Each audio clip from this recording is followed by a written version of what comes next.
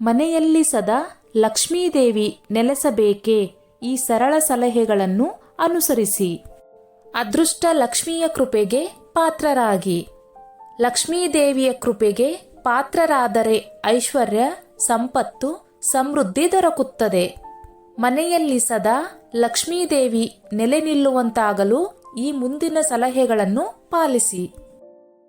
ಮನೆಯಲ್ಲಿ ಲಕ್ಷ್ಮೀದೇವಿಯು ಶಾಶ್ವತವಾಗಿ ನೆಲೆಸಬೇಕಾದರೆ ಏನು ಮಾಡಬೇಕು ಎಂದು ತಿಳಿಯೋಣ. ಮನೆಯಲ್ಲಿ ಲಕ್ಷ್ಮೀದೇವಿ ನೆಲೆಸಿದರೆ ಸಮೃದ್ಧಿ ದೊರಕುತ್ತದೆ. 1. ಹರಿಯುವ ನೀರಿನ ಜುಳುಜುಳು ಮನೆಯಲ್ಲಿ ಇದ್ದರೆ ಲಕ್ಷ್ಮೀದೇವಿಯನ್ನು ನೆಲೆಸುವಂತೆ ಮಾಡುತ್ತದೆ.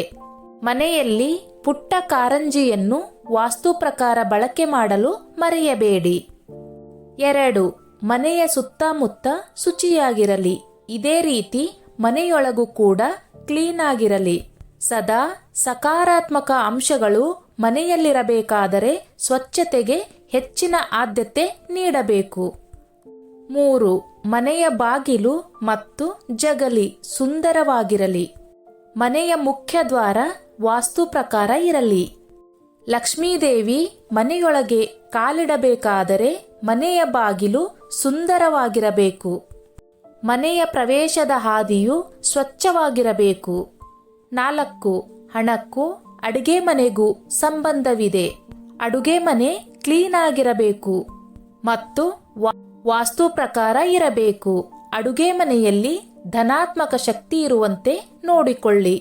ಬಹುತೇಕರ ಅಡುಗೆ ಮನೆ ಕ್ಲೀನ್ ಆಗಿಲ್ಲದೆ ಅಸ್ತವ್ಯಸ್ತವಾಗಿರಬಹುದು. ಅಡುಗೆ ಮನೆಯನ್ನು ದೇವರ ಕೋಣೆಯಂತೆ ನೀಟಾಗಿ ಇಡಿ. 5. ಮನೆಯಲ್ಲಿ ಬಣ್ಣದ ಹರಳು ಇರಲಿ. ಹರಳು ಇಲ್ಲದೆ ಇದ್ದರೆ ಹರಳುಗಳಿಂದ ಮಾಡಿದ ಅಲಂಕಾರಿಕ ವಸ್ತುಗಳನ್ನು ಖರೀದಿಸಿ. 6. ಇದೇ ರೀತಿ ಮನೆಯ ಮುಂದೆ ರಂಗೋಲಿ ಹಾಕುವುದು, ಒಳ್ಳೆಯ ಮಾತುಗಳನ್ನು ಮನೆಯಲ್ಲಿ ಮಾತನಾಡುವುದು, ಜಗಳ ಮಾಡದೇ ಇರುವುದು, ದೇವರಿಗೆ ಪೂಜೆ ಪುನಸ್ಕಾರ ಮಾಡುವುದು ಇತ್ಯಾದಿಗಳ ಮೂಲಕ ಮನೆಯಲ್ಲಿ ಸದಾ ಲಕ್ಷ್ಮೀದೇವಿ ನೆಲೆಸುವಂತೆ ಮಾಡಬಹುದು. 7. ಧರ್ಮ ಗ್ರಂಥಗಳ ಪ್ರಕಾರ ನಿಮ್ಮ ಮನೆಯಲ್ಲಿ ಲಕ್ಷ್ಮಿಯ ವಿಗ್ರಹವನ್ನು ಹೆಬ್ಬೆರಳಿನ ಎತ್ತರಕ್ಕೆ ಮಾತ್ರ ಸ್ಥಾಪಿಸಬೇಕು ಎಂದು ಹೇಳಲಾಗುತ್ತದೆ. ನಿಮ್ಮ ಮನೆಯಲ್ಲಿ ನೀವು ಎತ್ತರದ ಅಥವಾ ದೊಡ್ಡ ವಿಗ್ರಹವನ್ನು ಸ್ಥಾಪಿಸಿದರೆ ಅದರ ಪೂಜೆಯ ನಿಯಮಗಳು ಸಹ ಕಠಿಣವಾಗುತ್ತವೆ ಮತ್ತು ನಂತರ ಅವುಗಳನ್ನು ಪೂರ್ಣಗೊಳಿಸದಿದ್ದರೆ ವಿಗ್ರಹವು ದೋಷಪೂರಿತ ವಿಗ್ರಹವಾಗಬಹುದು. 8. ಯಾವುದೇ ದೇವರನ್ನು ದೇವತೆಗಳನ್ನು ಪೂಜಿಸುವ ಮುನ್ನ ಗಣೇಶನನ್ನು ಪೂಜಿಸುವ ಸಂಪ್ರದಾಯವಿದೆ. ಅದೇ ರೀತಿ ಲಕ್ಷ್ಮೀ ಪೂಜೆಯಲ್ಲೂ ಕೂಡ ಅಥವಾ ಲಕ್ಷ್ಮಿಯನ್ನು ಪೂಜಿಸುವ ಮುನ್ನ ಕೂಡ ಭಗವಾನ್ ಗಣೇಶನನ್ನು ಪೂಜಿಸಲಾಗುತ್ತದೆ. ಆದರೆ ಇದರಲ್ಲಿ ನೀವು ನೆನಪಿಟ್ಟುಕೊಳ್ಳಬೇಕಾದ ವಿಷಯವೆಂದರೆ ಗಣೇಶನ ವಿಗ್ರಹ ಅಥವಾ ಫೋಟೋವನ್ನು ಮತ್ತು ಲಕ್ಷ್ಮಿಯ ಫೋಟೋವನ್ನು ಅಥವಾ ವಿಗ್ರಹವನ್ನು ಜೊತೆಯಲ್ಲೇ ಇಟ್ಟು ಪೂಜಿಸಬಾರದು. ಗಣೇಶನ ವಿಗ್ರಹವನ್ನು ಪ್ರತ್ಯೇಕವಾಗಿ ಪೂಜಿಸಿ ಮತ್ತು ಲಕ್ಷ್ಮಿಯ ವಿಗ್ರಹವನ್ನು ಪ್ರತ್ಯೇಕವಾಗಿ ಪೂಜಿಸಿ. 9. ಅದೇ ಸಮಯದಲ್ಲಿ ಗೂಬೆಯ ಮೇಲೆ ಸವಾರಿ ಮಾಡುತ್ತಿರುವ ಲಕ್ಷ್ಮೀದೇವಿಯ ಫೋಟೋವನ್ನು ಅಥವಾ ಪ್ರತಿಮೆಯನ್ನು ಮನೆಯಲ್ಲಿ ಸ್ಥಾಪಿಸದಂತೆ ಜಾಗರೂಕರಾಗಿರಿ. ಇದು ನಿಮ್ಮ ಮನೆಯಲ್ಲಿ ಹಣದ ಅಸ್ಥಿರತೆಗೆ ಕಾರಣವಾಗುತ್ತದೆ. 10. ನಿಂತಿರುವ ವಿಗ್ರಹವನ್ನು ಇಟ್ಟುಕೊಳ್ಳಬೇಡಿ. ನಿಂತಿರುವ ವಿಗ್ರಹ ಅಥವಾ ತಾಯಿ ಲಕ್ಷ್ಮಿಯ ಚಿತ್ರವನ್ನು ತಮ್ಮ ಮನೆಯಲ್ಲಿ ಎಂದಿಗೂ ಇಡಬಾರದು.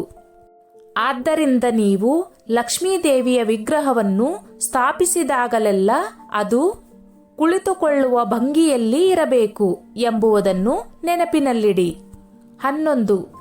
ಲಕ್ಷ್ಮೀದೇವಿಯ ವಿಗ್ರಹವನ್ನು ಮನೆಯಲ್ಲಿ ಇರಿಸಿದಾಗಲೆಲ್ಲ ಅದನ್ನು ಎಂದಿಗೂ ಗೋಡೆಗೆ ಅಂಟಿಕೊಳ್ಳುವಂತೆ ಅಥವಾ ತಾಕುವಂತೆ ಇಡಬಾರದು. ತಾಯಿಯ ಪ್ರತಿಮೆ ಮತ್ತು ವಿಗ್ರಹವು ಗೋಡೆಯಿಂದ ಕನಿಷ್ಠ 1 ಇಂಚಾದರೂ ದೂರವಿರಬೇಕು. ಶುಕ್ರವಾರವನ್ನು ಸಂಪತ್ತಿನ ದೇವತೆಯಾದ ಲಕ್ಷ್ಮೀದೇವಿಯ ದಿನವೆಂದು ಪರಿಗಣಿಸಲಾಗಿದೆ. ಪ್ರತಿ ಶುಕ್ರವಾರ ತಾಯಿಯನ್ನು ಸಂಪೂರ್ಣ ವಿಧಿವಿಧಾನಗಳಿಂದ ಪೂಜಿಸಿದರೆ ಆರ್ಥಿಕ ಸಮೃದ್ಧಿ ಬರುತ್ತದೆ ಎಂದು ನಂಬಲಾಗಿದೆ. ಲಕ್ಷ್ಮೀ ಪೂಜೆಯು ವ್ಯಕ್ತಿಗೆ ಕೀರ್ತಿಯನ್ನು ತರುತ್ತದೆ ಎಂದು ನಂಬಲಾಗಿದೆ.